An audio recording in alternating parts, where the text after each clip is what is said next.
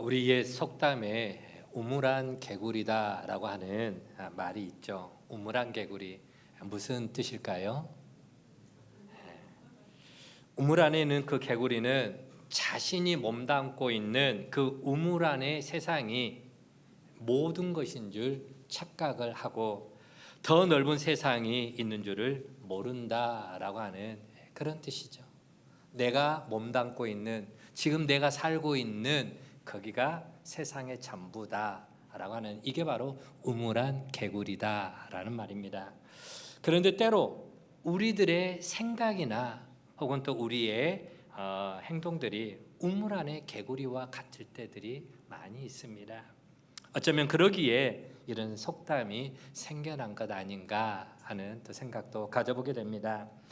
여러분, 신앙이라고 하는 것이 우리의 생각을 악착같이 고집하는 것이 아니라 하나님의 뜻을 찾고 그리고 그 뜻에 우리의 생각을 맞춰가는 것이라고 한다면 더더욱이나 그러지 않겠습니까? 그렇죠?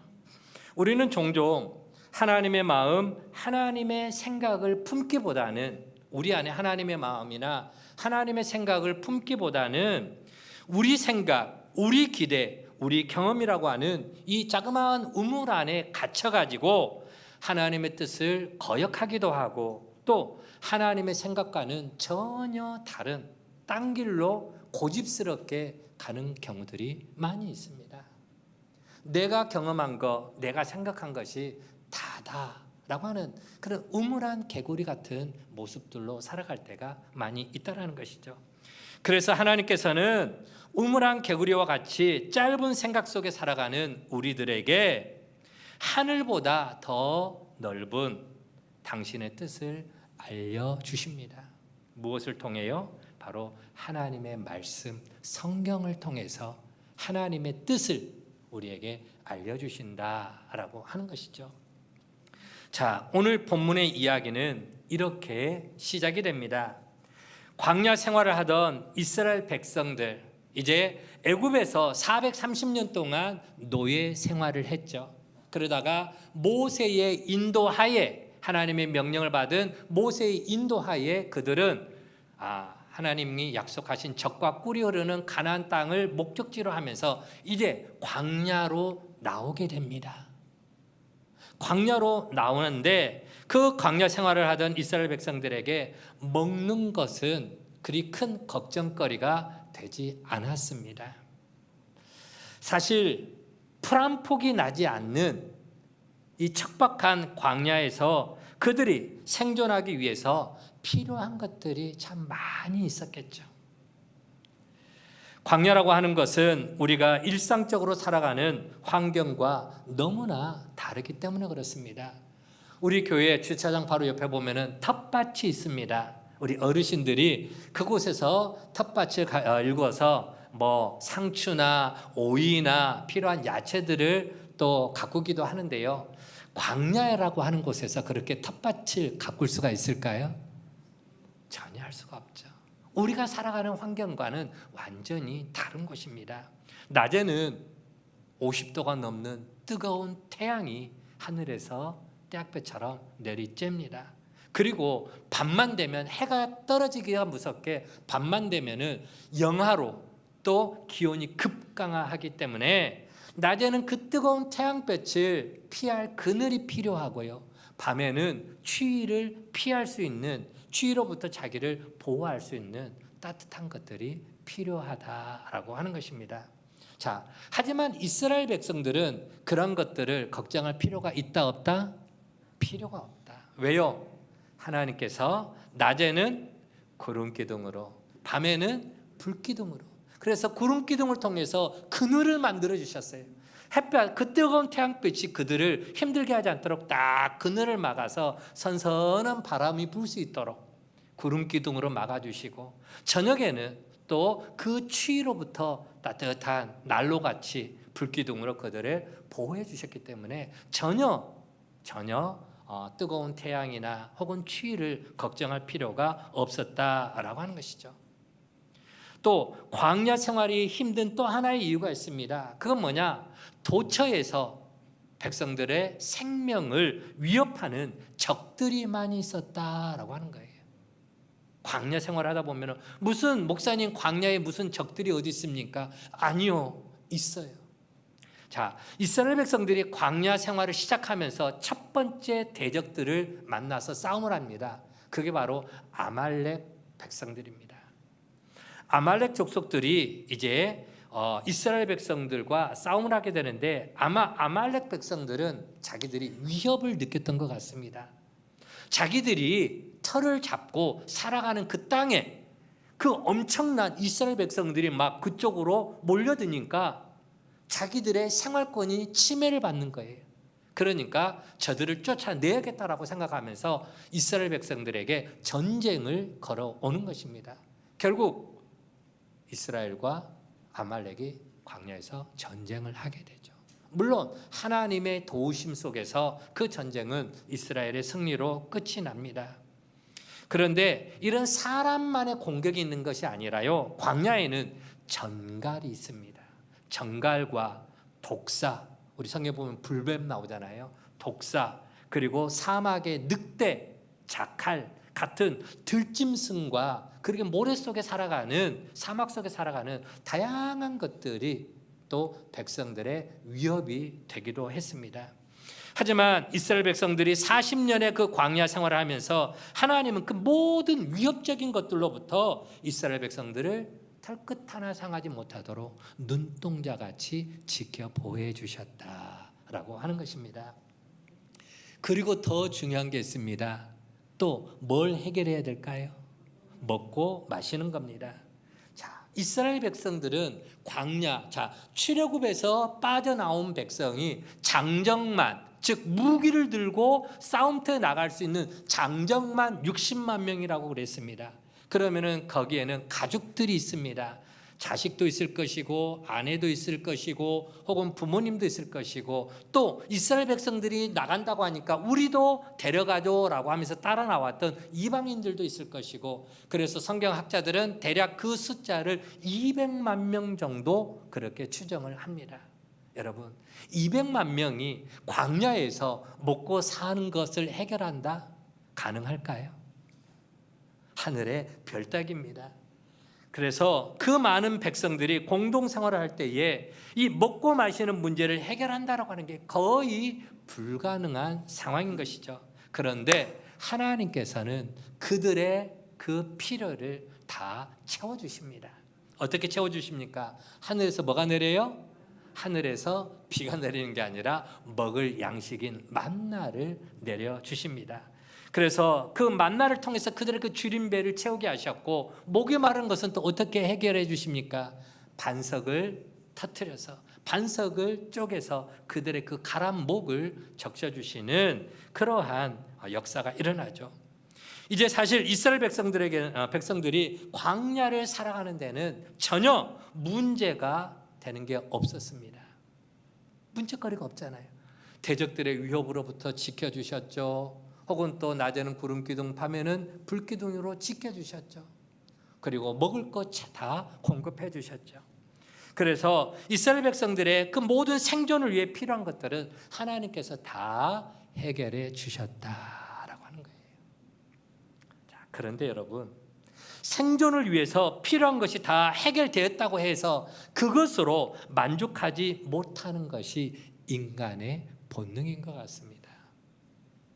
여러분, 우리 한번 생각해 봅시다. 우리는 먹고 마시는 거 그것만 있으면 늘 감사하며 생활해 나가나요?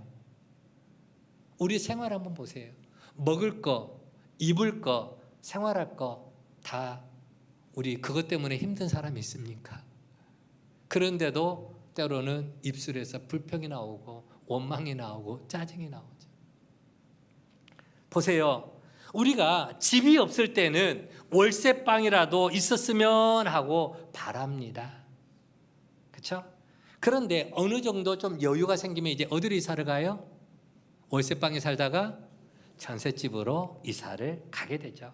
그러다가 좀 더 안정적인 삶을 누리기 위해서 무슨 꿈을 꿉니까? 전셋집 살다가 무슨 꿈을 꾸죠? 내 집 마련의 꿈을 꿉니다. 내 집 마련. 나도 내 집을 좀 하나 마련했으면 좋겠다. 그러면 내 집을 마련했어. 그러면 이제 그걸로 다 끝나나요? 채워야 돼. 냉장고 채우고. 물론 그것도 있겠지만, 그러나 내 집 마련했다고 해서 다 만족하지 못하고요. 좀 더 크고 좀 더 깨끗하고 좀 더 나은 환경을, 사람들의 만족이라고 하는 것은 없어요. 다오 더 좋은 것들을 늘 바라보며 살아간다라고 하는 것이죠.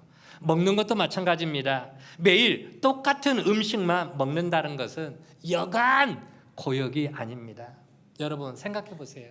자, 여기서 고기 싫어하는 사람 있습니까? 자, 에이뿔, 소고기, 한우 싫어하시는 분 계세요? 목사님 저는 전혀 고기를 못 먹습니다. 저는 채식주의자입니다. 혹시 계십니까? 없네요. 그렇죠. 자, 그러면 은수야. 자, 은수 고기 좋아하지? 좋아하지. 별이도 좋아하고. 자, 그러면은 두 사람을 데리고 매일같이 고기만 먹게 해줬으면 좋겠어? 1년 365일 고기만 먹는다고 한번 생각해봐. 입에서 감사가 나올까? 좋아할까? 그러지 않죠. 아무리 고기를 좋아한다 할지라도요, 여러분, 매일같이 고기만 먹이면은 누구 죽이려고 환장했냐? 왜 이런 것만 주냐? 나를 뭘로 아느냐? 온갖 불평들이 다 나오겠죠. 그렇죠?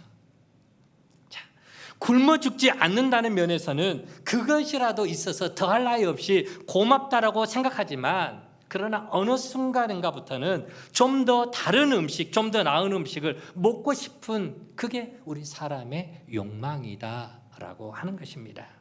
이스라엘 백성들도 그렇습니다. 물론 처음에 그들은 하늘에서 광야로 만나를 내려주시니까, 여러분 광야에 먹을 게 어디 있습니까? 무슨 농사를 지을 수가 있습니까? 야채를 기를 수가 있습니까? 비도 내리지 않는 그런 곳에서, 아무것도 할 수 없는 거기에서, 그런데 하늘에서 양식이 내린다니까요. 하늘에서 만나가 내렸습니다. 그래서 처음에는 거기에 대해서 너무 감사하고 만족감을 누렸습니다. 자, 오늘 본문의 이야기가 시작되는 이 부분에 보면은 이스라엘 백성들이 매일 먹었던 만나를 이제 소개를 하고 있는데요. 민수기 11장 7절에서 8절 말씀 보면은 같이 한번 읽어볼까요? 만나가 뭔가, 어떻게 생긴 건가 천천히 읽어봅니다. 시작.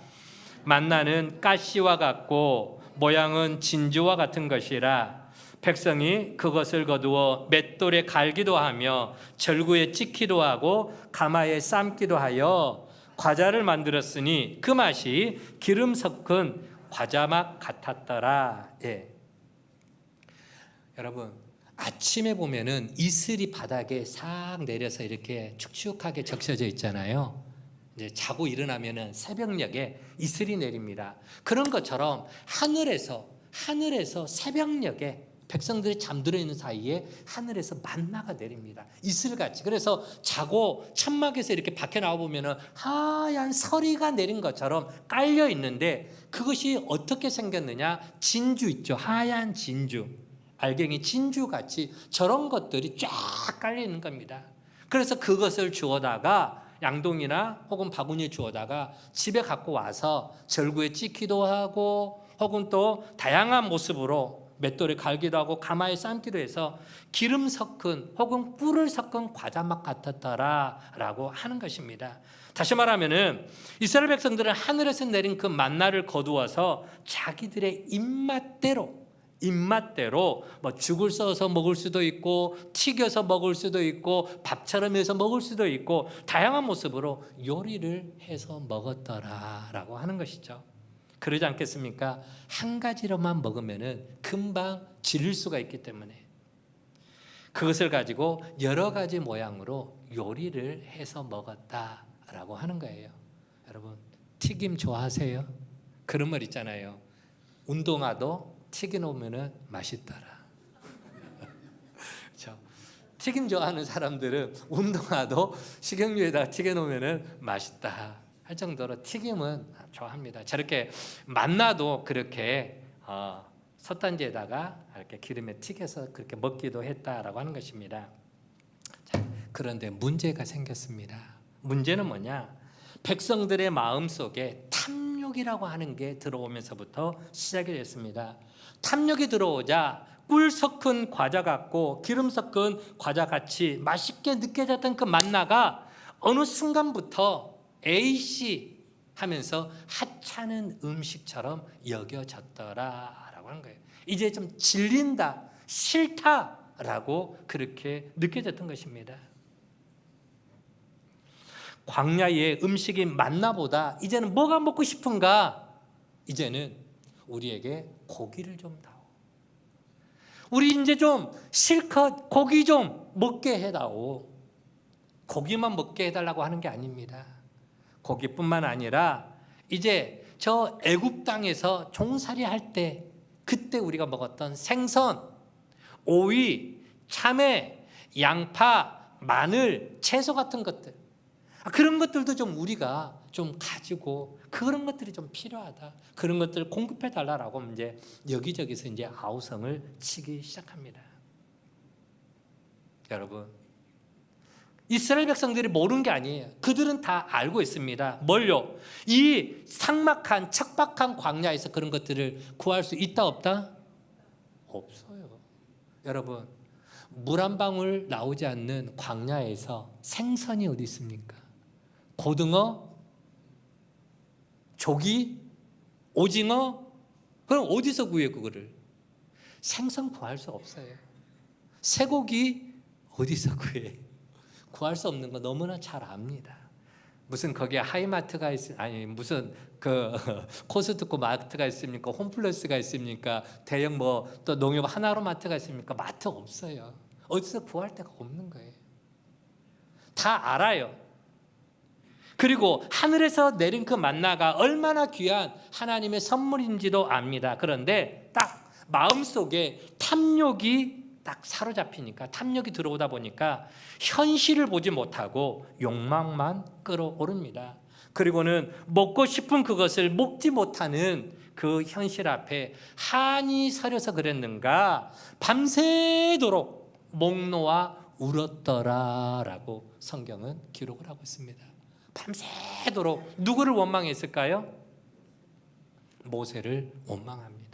밤새도록 하나님을 원망합니다. 차라리 그냥 애굽에서 종살이 하도록, 그냥 그렇게 종살이 하며 살도록 놔두지 뭐하라고 이렇게 광야로 우리를 끌어내서 고생스럽게 그렇게 힘들게 하느냐.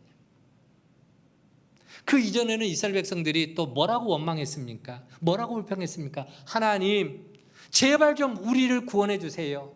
이 노예 생활에서, 이 종살이에서 우리 좀 구원해 달라. 못 살겠다. 제발 좀 살려달라라고 그렇게 하나님 앞에 하늘에 닿을 정도로 하나님 앞에 원성을 높여서 불평했던 이스라엘 백성.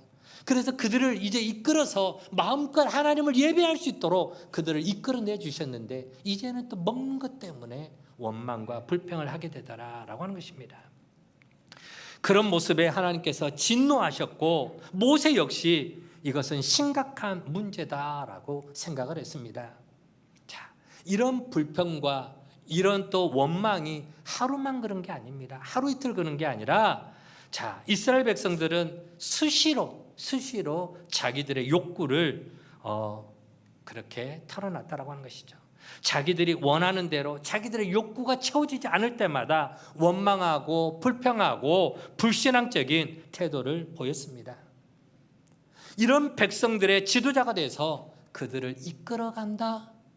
그들을 이끌어간다는 것은 모세에게 너무나도 부담이 되고 너무 힘이 들었다라고 하는 거예요.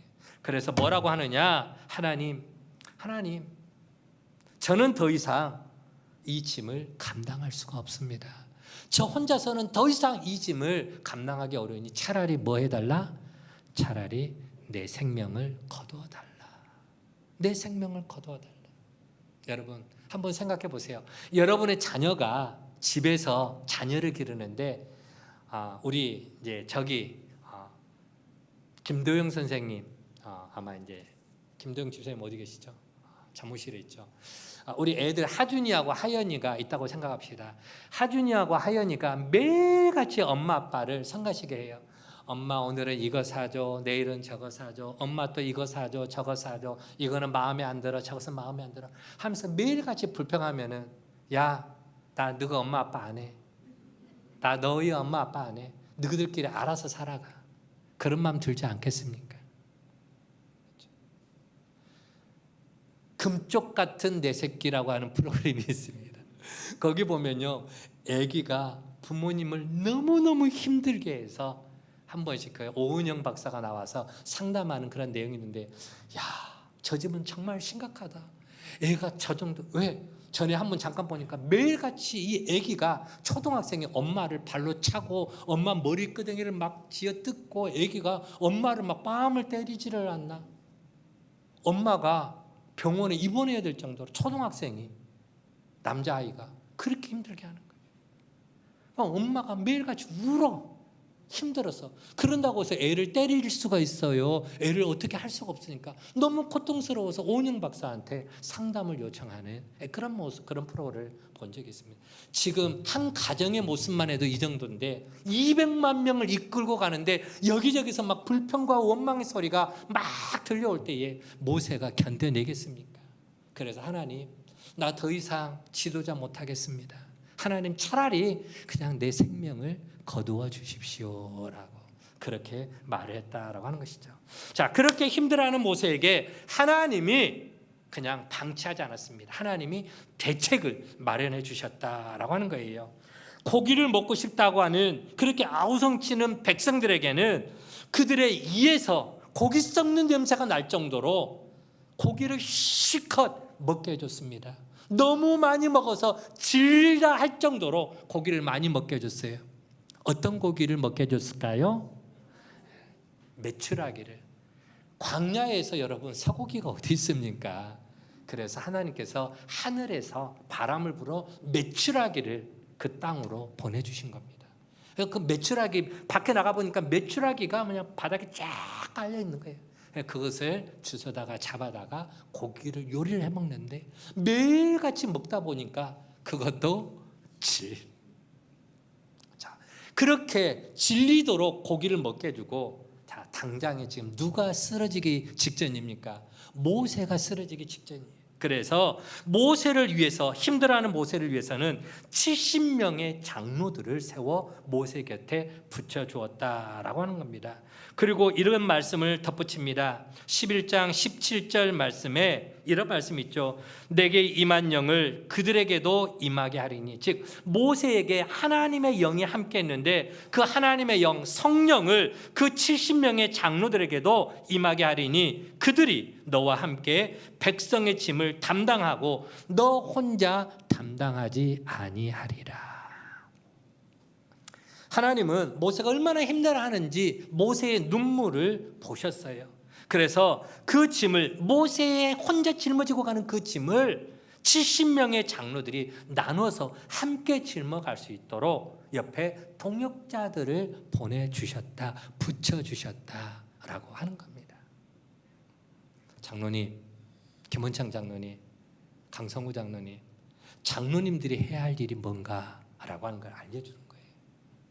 지도자가 혼자 힘들어하지 않도록 하나님의 교회 공동체를 함께 짊어 나갈 때에 그 짐을 서로 짊어 나갈 수 있도록 같이 나누어지도록 장로들을 세워주셨다라는 말씀입니다. 그렇죠? 그리고 그 장로들에게 모세에게 임했던 그 하나님의 영, 성령을 임하게 하셔서 그들로 하여금 그 성령 충만함으로 그 사명의 짐을 힘있게 감당하도록 하게 해주셨다라고 하는 것이죠. 자, 여기서 우리가 중요한 사실 하나를 기억을 해야 됩니다. 뭘요? 하나님께서는 당신의 종들에게 그 사명을 맡기실 때, 그 짐을 맡기실 때에 혼자 가게 하지 않는다라는 거예요. 혼자 그 일을 하도록 하는 게 아니라 하나님의 영으로, 성령으로 붙드시고 성령의 능력을 덧입혀 주셔서 그 사명을 감당케 하신다라고 하는 것입니다.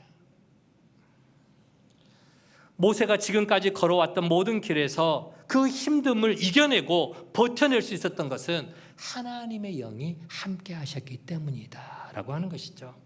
애굽에서 그 엄청난 권력자 바로 왕과 대결할 때에도, 그리고 홍해 앞에서 백성들이 두려워 떨면서 원망과 불평을 늘어낼 때에도 하나님은 당신의 영, 즉 성령으로 모세와 함께 해주셨습니다. 성령으로 모세를 붙들어 주셨다라고 하는 것이죠. 그래서 모세는 막강한 권력 앞에서도, 또 길이 보이지 않는 그런 상황에서도 하나님의 영이 함께하니까 자기에게 주신 그 사명을 넉넉하게 감당할 수 있게 되더라라고 하는 것입니다. 자, 그런데 그 영을, 즉 성령을 이제 누구에게도 불어 넣어 주신다고요?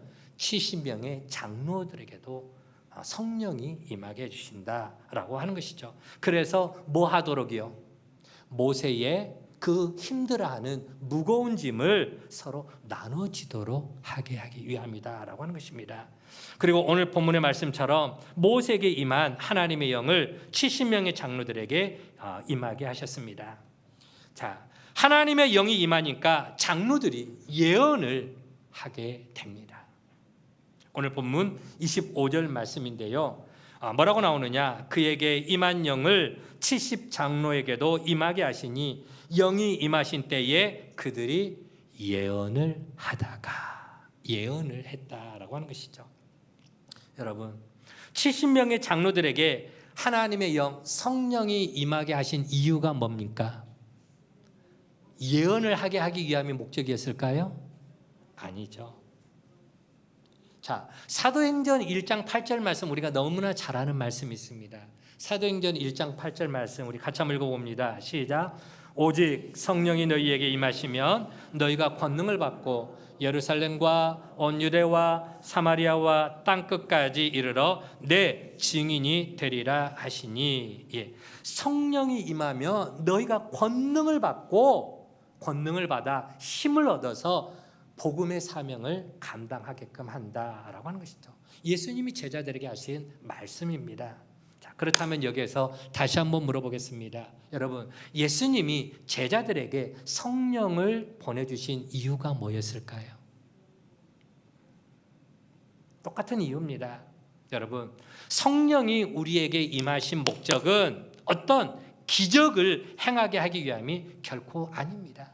방언을 말하게 하기 위함도 아니고 신유의 능력을 또 하게 하기 위함도 결코 아니에요. 그게 목적이 아니라는 것입니다. 제자들로 하여금, 그리고 오늘 이 시대를 살아가는 우리 성도들로 하여금 하나님이 나에게 맡겨주신 뭘 감당하도록? 사명 감당하도록, 복음 증거하는 복음의 사명을 감당하도록 오늘 우리에게 하나님의 영, 성령을 우리에게 임하게 하셨다라고 하는 것입니다. 그래서 오순절날 성령이 임했을 때에 성령 받은 모든 사람들은 방언을 하게 됩니다. 그러니까 방언을 하고 성령 받았으니까 이제 집에 가자 그랬나요? 아닙니다. 그들은 방언을 받고 나서 어떤 마음이 드느냐? 마음에 담대함이 생겼습니다. 사람들이 두려워지지 않았어요. 담대함이 생겨서 광장에 모여든 사람들 앞에 나가 담대하게 하나님의 복음을 전했더라.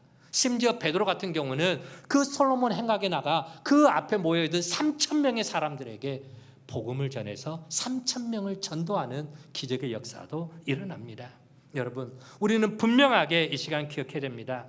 성령이 우리에게 임하는 목적, 하나님의 영이 임하는 목적은 어떤 사람들에게 보여지기 위한 능력을 행하게 함이 아니다라고 하는 것이죠. 뭘 하게 하기 위함이다? 사명을 감당하게, 하나님의 일을 하도록 하기 위함이다라고 하는 것이죠. 우리가 잘 아는 성령 충만한 스데반 집사님이 있습니다. 스데반 집사님도 사람들 앞에서요 기적을 행한 게 아닙니다. 그 유명한 스데반 집사님이 사람들 앞에서 귀신을 내어 쫓고 병든 자를 고치고 방언을 말하고 막 능력을 행한 그런 모습은 성경에 하나도 없습니다. 성령 충만했던 스데반 집사가 한 게 뭐였을까요? 사내들인 공회원 앞에서, 사람들 앞에서 예수 십자가 증거했습니다. 예수 부활 증거했습니다. 복음을 전했더라. 그 복음 전하다가 돌에 맞아 순교한 사람이 바로 스데반 집사였습니다. 여러분, 성령의 오신 목적이 예언을 하는 것이었다면 오늘 본문에 이 70명의 장로들이 무엇을 예언했는가를 기록을 해놨을 것입니다. 그러나 오늘 본문에 눈을 씻고 봐도 그 70명의 장로들이 무엇을 예언했는가는 아무것도 기록되지 않았습니다. 그냥 예언하다가 멈췄더라라고만 말을 하고 있는 것이죠. 더군다나 모세가 소집한 그 장소에 엘닷과 메닷이라고 하는 두 장로는 나오지를 않았습니다. 그럼에도 불구하고 자기 숙소에 그냥 남아있는 엘닷과 메닷에게도 성령이 임해서 그들도 예언을 하였더라라고 하는 것이죠. 왜요? 그 두 사람에게도 하나님께서 당신의 일꾼이 되어 짐을 나눠지도록 하셨다라고 하는 것입니다. 그런데 그런 하나님의 뜻을 전혀 이해하지 못한 우물한 개구리 같은 생각을 갖고 그렇게 행동을 했던 한 사람이 등장을 하게 됩니다. 누굽니까? 바로 모세의 시종이자 눈의 아들인 여호수아가 등장합니다. 여호수아는 엘닷과 메닷이 자기 장막에서 머물고 있으면서 그렇게 성령 받아 예언을 하니까 28절 말씀 보면은 여호수아가 모세에게 건의를 합니다. 어떤 건의냐? 모세님, 저 엘닷과 메삿이 예언을 하지 못하도록 그들을 말려야 하는 것 아닙니까? 라고 건의를 하고 있는 것이죠. 여호수아가 그렇게 말한 이유는 아마도 모세의 권위 때문에 그런 것 같습니다. 모세의 권위. 무슨 말이냐? 모세가 모여라 라고 말을 했을 때, 장로 70명에게 모여라 라고 했을 때에 모이지 않는 사람, 그 모세의 말을 거부했던 사람이라면 분명히 그들은 고라 일당처럼 모세의 권위를 위협하는 존재라고 여호수아는 생각을 했습니다. 그렇게 생각을 했고, 그런 사람이 성령 받아 예언을 한다는 것은 있을 수 없는 일이라고 여호수아는 생각을 했던 것이죠. 하지만 모세는 여호수아의 그런 생각이 잘못된 생각이라고 꾸짖습니다. 나무랍니다. 그러면서 네가 나를 두고 시기하느냐라고 말을 하고 있는 것이죠. 여호수아가 하나님을 위한 열심이 아니라 인간 모세를 위한 열심 때문에 그렇게 말한 것이다, 책망을 한 것이죠. 그러면서 아주 중요한 말씀을 합니다. 29절에 여호와께서 그의 영, 즉 성령을 그의 모든 백성들에게 주사 다 선지자가 되게 하기를 원하노라 말씀을 합니다. 다시 말하면은 여호수아는 모세와 70명에게만 하나님의 영인 성령이 임하고 예언하는 것이 맞다라고 말합니다. 어쩌면은 우리들도 그런 생각을 할 수가 있겠죠. 그래서 선택을 받았음에도 모세의 소집 명령을 따르지 않는 엘닷과 메닷, 그들까지 성령이 임하고 예언하는 것에 대해서 굉장히 불편해했습니다. 차라리 하나님 저 불순종하는 엘닷과 메닷을 하나님 좀 혼나게 치시면, 심판하면 안 될까요? 라고 정신 번쩍 차리게 그런 생각을 가질 수도 있습니다. 이게 지극히 인간적인 생각입니다. 그래서 여호수아는 그들, 즉 엘닷과 메닷이 예언을 하지 못하도록, 성령 받지 못하도록 말려야 되는 거 아니냐 말한 것이죠. 다시 말하면은 우물한 개구리식의 편협된 생각으로 말을 합니다. 그런데 여러분, 우리도 종종 여호수아와 같이 생각할 때가 있습니다. 내 생각으로 하나님이 하시는 일을 판단하려고 합니다. 심지어 하나님께서 하시는 그 일을 내 짧은 경험과 생각으로 제한을 해보려고 하는 그런 경우들도 없잖아 있습니다. 하지만 모세는 달랐습니다. 모세는 철저하게 하나님의 편에서 생각을 했다라고 하는 것이죠. 하나님의 입장에서 생각한다면 70명만이 아니라 모든 백성에게 하나님의 영인 성령이 임하고 모든 백성이 선지자가 되는 것이 더 좋습니다.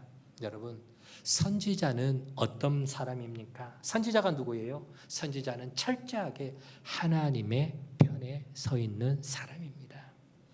자, 오늘 본문의 문제 왜 발생했습니까? 이스라엘 백성들이 왜 원망과 불평과 불신앙적인 모습을 드러냈습니까? 그들 안에 들어있는 탐욕 때문이었습니다. 하늘의 음식인 만나로 만족하지 못하고 애굽에서 먹던 종살이할 때 먹었던 고기, 생선, 채소 그런 것들을 먹고 싶다라고 하는 탐욕 때문이었습니다. 탐욕이 뭡니까? 탐욕은 철저하게 자기 중심적인 생각에서 나오는 욕망이죠. 내가 먹고 싶은 거 먹고 싶을 때 먹어야 되고, 혹은 내가 가지고 싶은 거 가져야 되고, 내가 하고 싶은 거 내 마음대로 해야 되고. 사사기서 말씀을 보면은 자기 소견에 오른 대로, 자기 생각대로, 자기 마음대로 하고 싶어. 이게 다 탐욕의 모습이다라고 하는 것이죠. 그러나 선지자는 그렇지 않습니다. 선지자는 철저하게 하나님의 편에 서서 하나님이 공급하시는 음식, 하나님이 공급하시는 말씀으로 살아가는 사람들, 그가 바로 선지자죠. 엘리야처럼 3년이 넘도록 까마귀가 물어다주는 떡으로 생존하는 사람이 선지자였고요. 예레미야처럼 깊은 우물에 던져져서 죽음의 위기가 처하더라도 하나님의 전하라고 하는 말씀을 전했던, 외쳤던 사람이 바로 선지자입니다. 상황이나 어떤 나의 욕망에 끌리지 않고 오직 누구의 편에 서서? 하나님의 편에 서서. 그렇죠? 자, 모세가 하나님께서 그의 영을 모든 백성에게 주시기를 원한다라고 하는 이유가 바로 이것입니다. 모두가 하나님의 편에 선 사람이 되는 것을 소원한다라고 말한 것이죠. 그래서 요엘 선지자도 보면은 요엘서 2장 28절에 그 후에 내가 내 영을 만민에게 부어 주리니. 자, 이제 여기서 물어보고 싶습니다. 여러분들은 하나님의 영이 임했습니까? 안 임했습니까? 조금 헷갈리십니까? 자, 다시 한번 묻겠습니다. 그러면 자, 여러분은 예수 그리스도가 나의 구원자였음을 믿습니까? 안 믿습니까? 믿어지십니까? 아멘 하시고 믿어지시는 분들은 성령이 함께 하신다는 사실을 믿으시기 바랍니다. 하나님의 영, 성령이 우리와 함께 하고 있는 거예요. 자, 그러면은 성령이 함께하고 있는 사람은 누구의 편에 서야 됩니까? 하나님의 편에 서서 생각하고 말하고 하나님의 편에서 우리는 사명을 감당해야 될 줄로 믿습니다. 인간적인 생각, 탐욕에 이끌리는, 그래서 원망과 불평과 불신앙의 삶을 살아가는 게 아니라 하나님의 편에 서서 선지자와 같이 하나님의 생각, 하나님의 뜻을 추구하며 살아가는 삶, 그게 바로 하나님이 원하는 성령의 사람인 줄로 믿습니다. 여러분, 하나님의 꿈은 만민에게 성령을 부어주시는 것입니다. 성령이 임하게 되면 인간적인 생각에 사로잡혀 살지 않고 오직 하나님의 뜻을 쫓아 살아가는 거룩한 백성들로 살게 되는 것입니다. 여러분, 오늘 서두에 말씀드린 우물안 개구리, 내가 지금 생각하는 거, 내가 경험한 거, 내가 또 알고 있는 그게 세상의 전부인 것처럼 그런 생각을 우리가 내려놓고 하나님의 뜻을 쫓는 삶을 살아가기를 주의 이름으로 간절히 축원을 드립니다. 하나님의 그 큰 꿈을 우리도 가슴에 품고 하나님의 뜻을 쫓아 살아가는 선지자적인 삶을 살아야 됩니다. 그러기 위해서 우리에게 뭐가 임해야 된다고요? 성령이 임해야 됩니다. 성령 받아야 됩니다. 우리에게 성령이 임하시면 고기를 먹지 못해서 불평하는 삶이 아니라 하나님의 뜻을 쫓아가는 거룩한 삶을 살게 되는 것입니다. 우리의 삶에 때로는 조금 뭔가 부족한 것이 있을 수 있습니다. 모자란 것이 있을 수 있습니다. 내가 원하는 것이 체험받지 않을 수 있습니다. 그럴지라도 감사할 수 있는 것은 바로 우리 안에 하나님의 영, 성령이 임할 때에 가능한 것입니다. 우리의 힘으로 도저히 헤쳐나갈 수 없는 어떤 어려운 문제 앞에서 힘들어하고 걱정스럽고 두려움이 임할 때에 하나님의 영이 우리 가운데 임하게 되면은 문제보다 크신 하나님이 보이게 되는 것입니다. 그 문제를 해결해 주시고 그 문제보다 크신 하나님이 보이기 때문에 우리는 여러분 담대함을 얻을 수가 있는 것입니다. 그리고 하나님의 영이 우리 가운데 임하고 성령으로 충만하게 되면은 우리는 하나님의 편에 서서 담대하게 세상을 이기며 하나님의 백성으로 살아가게 될 줄로 믿습니다. 그래서 우리는 사모해야 됩니다.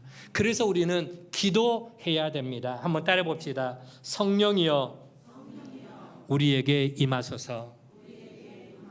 성령이여 우리를 인도하소서. 성령 충만함 속에서 하나님의 뜻을 쫓아서 하나님의 원대한 꿈을 품고 세상을 넉넉하게 이겨나가는 우리 모든 가족들 되어지기를 주의 이름으로 간절히 축원을 드립니다.